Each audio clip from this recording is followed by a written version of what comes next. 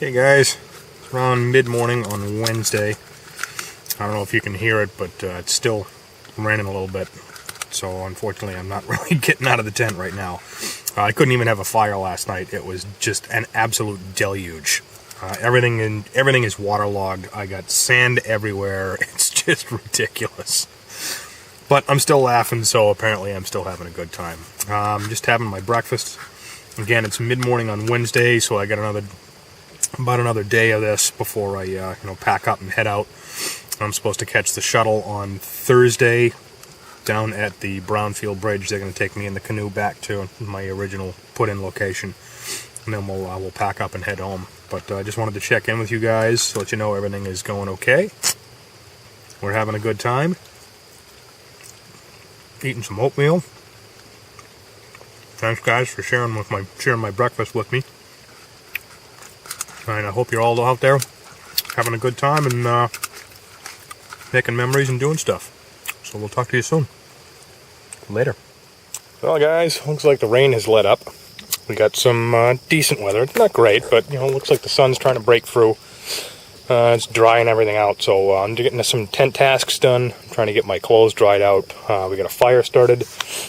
Making some dinner. I already showed you guys in a previous video the Vigo black beans and rice.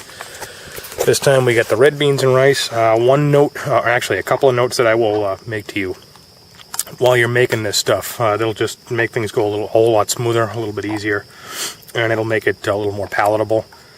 The first tip is to make it a little easier to eat, because if you just pour the thing in the water and you just cook it, the rice is going to be a little bit hard.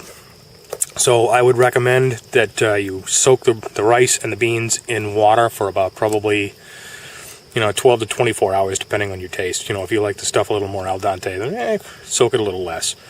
But the other tip that I will make to you is while you're cooking, obviously you want to turn it down to a real low simmer, but even at that, stir it frequently. Otherwise it will burn to the bottom of your pan and you'll have a bear of a time getting that stuff out. Anyway, as you can see here, we got the stuff cooking, bubbling just a little tiny bit at a time. That's just the way you want to do it. And that should be done for lunch probably in about another 5-10 minutes or so. It should be ready to go. Again, I got a fire going, trying to dry stuff out, because obviously it's been just absolutely downpouring here since I got here, since yesterday morning. So everything is pretty well wet. Everything is covered with sand. Unfortunately, that's part and parcel of being out in the woods. Your stuff is going to get wet. It's going to get dirty, and that's the way it's going to go. It's all part of the package. But I love being out here. And I like the fact that, I'm out here alone. There's nobody else. In 2 days, I've seen 2 canoes go by. So this is definitely not as popular an area as the fee camping that they have up above Walker's Bridge. Because there's a lot of car camping that goes on up there. There's a lot of families. And another thing I noticed on my way down here, as I got to this area, I saw less and less signs of human use. There's a couple of pieces of trash scattered around this beach, but not awful. I'll probably pick those up and take them with me when I leave. But above Walker's Bridge is just atrocious. There was one beach I actually took a picture, and I will probably put it in the video here. I will probably, roll in the picture, and that beach was it was atrocious. There was, a tent that they just left there that was falling down. And there was probably 4 to 5 cases worth of finished beer cans that were piled under it. They had broken tent poles that they just tossed in the river, broken chairs they just left on the beach. It was awful. And all I got to tell you guys is, if you're going to go out in the woods and you're going to do any kind of, camping out here, if you bring stuff in, just follow a CICO policy, carry in, carry out. Because, honestly, would you want to come back and see a beach that's just absolutely destroyed like the one I just showed you? Honestly, you wouldn't want to camp there. It's disgusting, and it's discouraging. So again, I espouse a policy of carry in, carry out, and just clean the environment up a little bit. And, take care of the woods, you want them to be around. Because in your later years, you're going to want to come out here, and then you're going to get here, and you're going to want to go back because it looks just disgusting. It's horrible. Anyway, like I said, I just got a few things I'm going on here because obviously, you know, the weather's cleared up a little bit, so I'm trying to, you know, maximize my amount of time I got out here outside of the tent. And, you know, hope you guys are out there adventuring, and I'll talk to you soon. Bye. Okay, just to give you guys an idea of just how much the water came up last night, and just how much the water rose over last night. Again, like I said, yesterday it was drizzling pretty much all morning, all day. It was drizzling on and off. And then last night we had torrential downpours. So just to give you guys an idea of just how much the rain came up last night, you can see here that my canoe is fully out of the water. And when I got here on Monday night, again, I pulled the canoe fully out of the water and I parked it and figured, you know, everything would be hunky-dory. But if we walk over here, now right next to the fire here, I don't know if you can see this well, but there's a line that starts right here and heads this way. And right about here you can see the line. This is right here. This is where the line is that goes toward the nose of my canoe where I parked over there last night. And this line goes to right there. And that's where the nose of my canoe was last night when I parked it. And as you can see, that's water. So I'd say the river rose probably an honest 4, maybe 5 inches last night. That's a lot of rain to get over the course of one night. So anyway, as you can see right now, I got some blue sky, and I can't even tell you how glad I am to see that, because honestly, I thought my trip was just going to be a total wash, and I was kind of bummed. But now I got some good daylight. I got some stuff I can do. I can go out and do some fishing. And, you know, test some more gear. And anyway, just wanted to show you guys just how much water you can get in one night. So, word to the wise, be careful and watch your canoe. Have a great time, guys. Bye. Alright guys, I wanted to show you one more piece of gear I got going on here. This is something I made myself. You know, you guys know I like to roll cheap, so. And I also like spaghetti sauce. So, I use a lot of tomato sauce cans, and obviously that will come into a lot of my cooking stuff. What I got going on here is I got a steamer. And as you can see, I got the regular pot down here. I got a little shorter pot that allows me to give a decent footprint to the larger pots up above. Now I got a bunch of holes drilled in the bottom of this one, and that turns it into a steamer. So what I got now, you can kind of see steam rising up from that. And what I have is some tortilla stuffers from Old El Paso. And the nice thing about this is that that'll allow them to cook. You know, I can steam them, and I can cook them fully through rather than just, you know, obviously I don't have a microwave out here. Duh. And anyway, without the microwave, you got to figure out some other way to cook it. I know I've seen Intense Angler do it in a pot of boiling water that he does on top of one of these stoves. I tried that once and it didn't heat it fully through, so what I've got instead is I got this steamer going here, and this will allow me to cook it fully so that the whole thing is hot and, you know, I don't have any cold bits in my mouth. Anyway, just wanted to show you guys that little bit of ingenuity there, and if you got any questions about that, go ahead and send me a private message, and I'll talk to you guys soon. Hope you're having a great day. Okay guys, it's my last night here, and just enjoying the peaceful night, enjoying a little bit of a fire going here. As you can see, got all my stuff ready for tomorrow. I got all my breakfast fixings all ready to go out in the vestibule, and everything else is getting packed up. I'm going to be doing a little reading, packing up, and then tomorrow morning I'll be riding out of here. I got about an 8-mile canoe ride to the Brownfield Bridge, where they got a shuttle that's going to take me back to the landing where I parked my car. Anyway, I just figured I'd check in with you guys and show you the last beautiful night on the river, and looks like the weather finally decided to cooperate with me, so thank God for that. I don't think I could have stood the river rising much more. I think I would have been swimming out of here. Anyway, just wanted to say goodnight to you guys, and I'll be signing off, and I'll see you next time. Hope you're out there.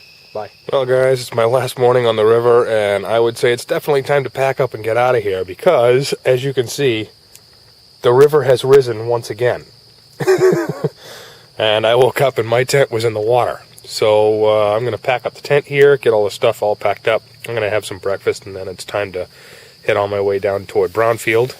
And the next time you guys see me, I will not be here. So later. And we're off, guys. And And there's my campsite receding in the distance. And it's about 8 o'clock in the morning. I'm leaving a little bit early because, number one, obviously my campsite got overrun by water. But number two, I guess up ahead there's some rapids, and I just want to make sure, they tell you to, use caution. Obviously on the Saco River, rapids aren't going to be out of control, but they say use caution, so I figure I'll leave a little bit early and take a little bit of time, make sure everything's going to be okay, make sure I don't crash, because that would suck. And I'll talk to you guys soon. Bye. I wanted you guys to see this. Saco can be just such a beautiful river.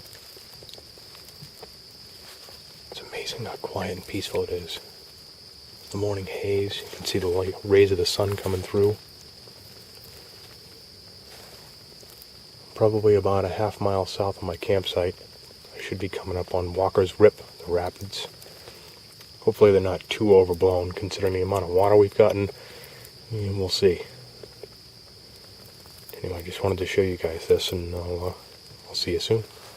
Well, guys, I just came through Walker's Rip. It's the rapids here. Not much of a rapids, but it's right back here. I don't know if you can see it from this distance. It's right by the rock wall up there. And while it's not necessarily the fastest moving or the largest rapids I've ever seen, yeah, there are rocks just under the surface that, if you're not careful, could put a hole right through the bottom of your boat. So, yeah, that was interesting. I heard a loud bang. I already checked. Fortunately, I don't have any water coming in the canoe, but yeah, just a note. Be careful. Later. Hey guys, just passed by a nice quiet beach just back around the corner here. And one of the nice things about this section of the river, south of Walker's Bridge and south of Walker's Rip, is that almost nobody's been here. And for the most part, the people that come down here are really conscious of the outdoors, and they pretty much pick up all their stuff and take it with them, which is really nice. I mean, the site that I had, there was still a little bit of trash, but I picked up most of that and took it out with me because I just, I believe in cleaning up after people, after myself, and I just couldn't stand leaving it in the shape that it was. It was disgusting. But yeah, the 2 or 3 beaches that I just passed, there's almost nobody been there, and they're really clean. And actually, they're pretty large beaches, and they're really well situated. Look like they make really good sites for a lot of people. One of the beaches was curved around a bend, and it had to be space for at least 80 people. It was pretty impressive. But obviously, again, like I said, it's a really quiet area. Not many people come down here because they don't want to pass the rapids, and they're not awful, but if you're not careful, you could probably put a hole in your canoe, and then you're at the bottom with all your stuff, and that would kind of suck for the ending your weekend. Anyway, just wanted to show you guys again a little more of the scenery. You can kind of hear the crickets out here and hear how quiet it is. It's just a beautiful, beautiful area. And hopefully it stays that way.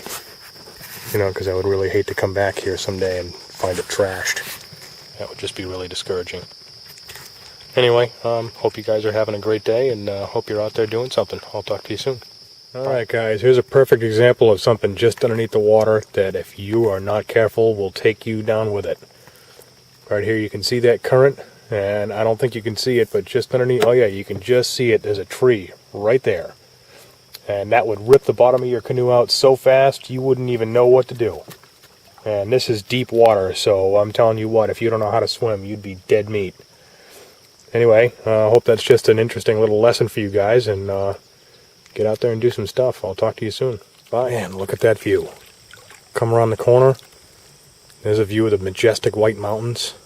God, isn't that beautiful? Almost to the Brownfield Bridge, guys. So this is just about the end of our journey. And again, I hope you guys are out there enjoying nature and just making memories with you, yourself, your families, your friends. Just get out there and enjoy life. I want to dedicate this journey to some guys that have inspired me to get out there and get stuff done. First and foremost, Nothing Fancy. He was one of the big inspirations for me getting into all of this. Just with his admonition to tell everybody, get out there and make memories, because this stuff isn't going to last. Also want to dedicate this to Intense Angler. he got me into fishing and got me into some of the backpacking stuff and some of those ideas. Really Big Monkey 1. Davis, he's hilarious, and the guy is he's really good about showing people that, survival is not about having gear. It's about having ingenuity and being able to think, being able to use your wits to survive. And there's a few other guys, but those are the big three. Those are the main ones that have inspired all of this. And I hope that, if I can inspire one person to get out there and just enjoy this kind of thing, then I'll consider my journey complete. I'll consider my job done. Anyway, this is NV Inc. signing out.